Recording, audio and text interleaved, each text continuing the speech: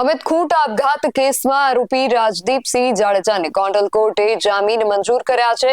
જામીન મળતા રાજદીપસિંહ જાડેજા જૂનાગઢ જેલમાંથી મુક્ત થઈ રેબડા પહોંચ્યા હતા। રેબડા પહોંચતા તેમનું ઢોલ નગારા અને ફટાકડાની આતશબાજી સાથે સ્વાગત કરવામાં આવ્યું હતું। રાજદીપસિંહ જાડેજાએ સૌપ્રથમ મહિરાજ હનુમાનજી અને ત્યારબાદ આશાપુરા માતાજીના મંદિરે દર્શન કર્યા બાદ નિવાસસ્થાને પહોંચ્યા હતા, જ્યાં મોટી સંખ્યામાં સમર્થકો પણ ઉમટી પડ્યા હતા। આખિરમાં સત્યની જીત થઈ છે અને જે કાંઈ કાયદાથી ઉપર કાંઈ હોતું નથી, એટલે કાયદાનું જે કાંઈ કોર્ટનું પાલન હશે એ અમારા માટે કોર્ટનો આદેશ શિરોમાન્ય હશે, વધારે કાંઈ નથી કહેવાનું। મોટી સંખ્યામાં સમર્થકો તમારા આવ્યા છે, એના વિશે શું કહેવું છે? આટલું ભવ્ય સ્વાગત કરવામાં આવ્યું? નહીં, લોકોનો પ્રેમ આજથી નહીં, મારા પેઢી દર પેઢી મારા પરિવાર માટે રહ્યો જ છે। મારી વાત હોય કે મારા પપ્પાની વાત હોય, અને હર હંમેશા પ્રેમના કારણે જ અમે આવા કપરા સમયમાંથી આરામથી નીકળી ચૂક્યા છીએ।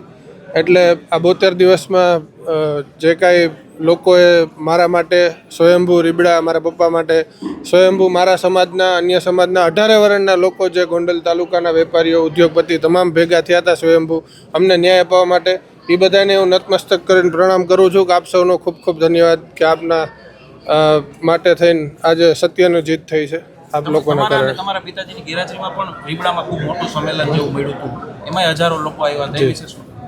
નહીં, એ જ લોકોનો પ્રેમ ને લાગણી હર હંમેશ રહી છે। એટલે સત્યને પરેશાન છે પણ પરાજિત નથી।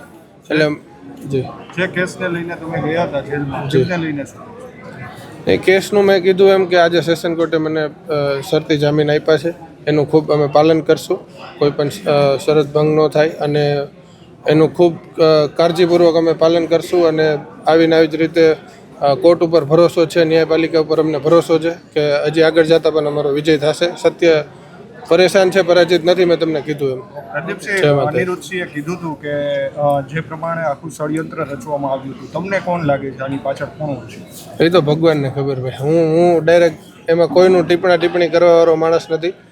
જે હશે એને કુદરત એને પહોંચાડશે ભાઈ। BSI TV ન્યૂઝ સાથે ક્રિશ પટેલ, ગોંડલ।